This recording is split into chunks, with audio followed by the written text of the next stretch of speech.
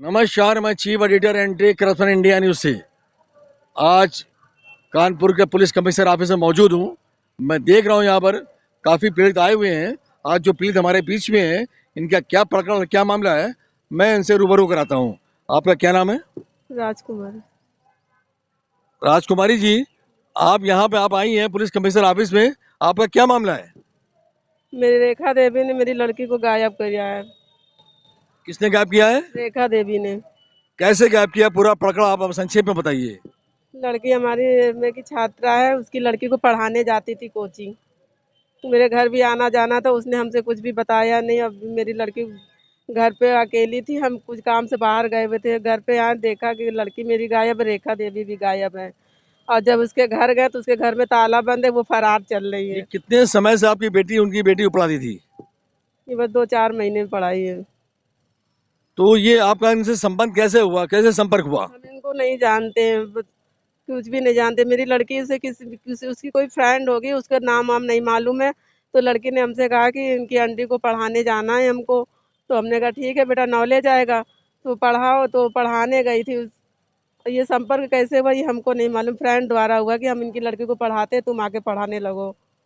जिस तरह पीड़िता अवगत करा रही है, इनकी बेटी एक परिवार को पढ़ाने के लिए ट्यूशन जाया करती थी और उसके 4 महीने पढ़ाने के बाद उसके बाद से वो गायब हुई है और आज तक इनका पता नहीं चला है।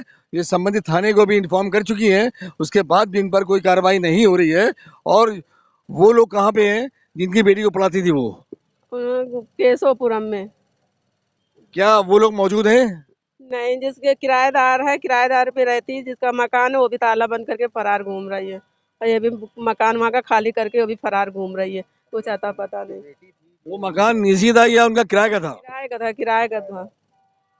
जिस तरह इनका कहना है कि किराएदार भी वहां से लापता हो चुके हैं और उनका ही पता नहीं चल रहा है और पुलिस की हीलावाली से मामला खुलासा नहीं हो पा रहा है इस मैटर का। और मैं जानना चाहूंगा इनके बेटे से भी। तो हमारी ये प्रार्थना है और कि रेखा यहाँ आप क्या देवी को बताना चाह रही हैं? ढूंढा जाए, रेखा देवी को ढूंढा जाए। उसने जैसा मेरी कि लड़की को गायब कराया जैसा कि इनका कहना है कि रेखा देवी, ये रेखा देवी कौन है? है। रेखा देवी ये हमको भी नहीं मालूम है। वो किराए पे रहती थी, बस मेरी लड़की पढ़ाने जाती थी, कुछ ज्यादा परिचय नहीं है उससे। जैसे कि इनका कहना है रेखा देवी के बच्चे को पढ़ाने जाती थी इनकी बेटी और उसके बाद 3-4 महीने तो पढ़ाया, उसके बाद से लापता हुई है, वो उनको नहीं मिल रही है। मैं देख रहा हूँ उनके अधिवक्ता भी खड़े हैं, मैं उनसे ही बात कर लेता हूँ, वो इस प्रकरण को संक्षेप में पूरी बात को अवगत कराएं। वकील साहब का क्या नाम है? राकेश कुमार सिंह। राकेश जी, ये प्रकरण आपके पास जो आया है, इस प्रकरण को आपने संज्ञान लिया है और आज यहाँ कमिश्नर ऑफिस में आप आए हुए हैं, इसमें क्या कार्रवाई करवा रहे हैं? इसमें साहब से मेरी गुजारिश है कि इनको कोशिश की जाए कि दोनों को, रेखा को और उनकी बच्ची को बरामद करे, एन केन पर कैसे भी कोशिश करते हुए, क्योंकि ये लगातार मुवक्किला हमारी काफ़ी टाइम से, आज 10 या 12 दिन से दर दर के ठोकरे खा रही है। संबंधित थाना, इलाका, चौकी और प्रशासन से गुहार लगा रही है, लेकिन कोई सुनवाई आज दिन तक नहीं हुई है। तब मैं पूरी कोशिश के साथ तत्पर हूँ, कर रहा हूँ काम। आज आप यहाँ कमिश्नर ऑफिस आए हैं और यहाँ कमिश्नर साहब को अपने प्रकरण को अवगत कराया है, उन्होंने क्या आश्वासन दिया? साहब ने अभी डायरेक्शन भेजा है कि हम तत्काल प्रभाव से एफआईआर दर्ज कराकर कार्रवाई कर रहे हैं। जैसा कि इनको आश्वासन मिला है कमिश्नर द्वारा कि इस पे एफआईआर लॉन्च कराई जाएगी और कार्रवाई कराई जाएगी। अब देखना पड़ेगा कि कार्रवाई होती है या नहीं होती है। जिस तरह आज योगी आदित्यनाथ जी का कहना था, हर थाने महिला डेस्क लगी है, महिलाओं को न्याय मिल रहा है, लेकिन जिस तरह महिला बता रही है थानों को चक्कर लगा रही है, इसे कोई न्याय नहीं मिल रहा है। और अगर यहाँ से आपको न्याय नहीं मिलता है तो आप कहाँ जाएंगे? संबंधित कोर्ट में मुकदमा दाखिल करने के अलावा कोई हमारे पास विकल्प नहीं बचा है। मैं संबंधित अपनी मुवक्किला के फेवर के लिए कुछ भी करने को तैयार हूँ। जैसा कि इनके अधिवक्ता का कहना है, अगर यहाँ से न्याय नहीं मिलता है, मैं कोर्ट के शरण में जाऊंगा और न्यायालय से अपील करूंगा, इसमें एफआईआर हो और उनके खिलाफ कार्रवाई हो। और मैं देख रहा हूँ साथ में एक साहब और खड़े हैं, उनसे ही बात करता हूँ। आपका क्या नाम है? अनुराग सागर। अनुराग जी, ये बताइए कि आप की बहन लापता है, आपने क्या प्रयास किए और क्या कोशिश कर रहे हैं?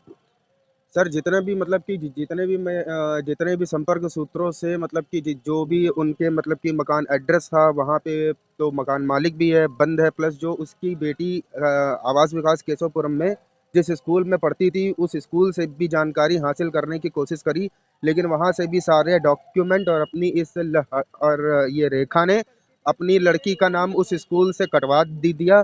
और जिस मकान एड्रेस पे वो थे, पूरा गीता नगर में बिरहाना क्षेत्र 117/235, पूरा क्षेत्र मैंने छान मार रहा, लेकिन कोई संपर्क सूत्र नहीं मालूम हुआ। हाँ, कहीं से केवल एक संपर्क सूत्र मालूम हुआ था, वो भी गुरुदेव के पत्रकारपुरम क्षेत्र के मखड़ी खेड़ा में किसी मकान में किराएदार पे रह रही है। बस केवल इतनी जानकारी है, और इस जानकारी के बेस पे हम उसको इतने बड़े क्षेत्र में कहाँ ढूंढ सकते हैं।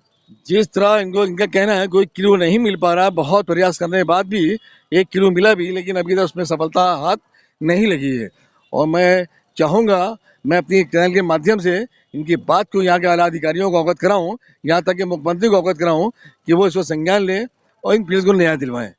और कुछ बताना चाहेंगे हमारे चैनल के माध्यम से? हाँ, बताइए क्या बताना चाह रहे हैं। बाकी अगर ये मतलब कि मानदेय बहन अगर इतना पोस्ट ग्रेजुएट है, पढ़ी हुई है, प्लस बालिग है, अगर बस केवल वो हमारे हरे सामने एक बार आ करके जो भी उनका मतलब कि जो भी वो मतलब आगे अपने फ्यूचर के विषय में जो भी ही फैसला लेना चाहती हैं, तो वो एक बार हमसे से बता दे, हम लोगों के सामने रजामंदी से उनको वहाँ पे भेज दिया जाएगा। इनका कहना है अगर इनकी जो बेटी है वो एक बार सामने आके जो दिल में उसके बात हो वो क्लियर कर दे तो हम लोग परेशान ना हो।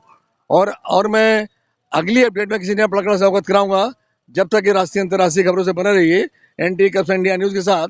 मैं chief editor Athar Hussain, anti corruption से, साथ में कैमरामैन सागर वर्मा। नमस्कार, जय हिंद।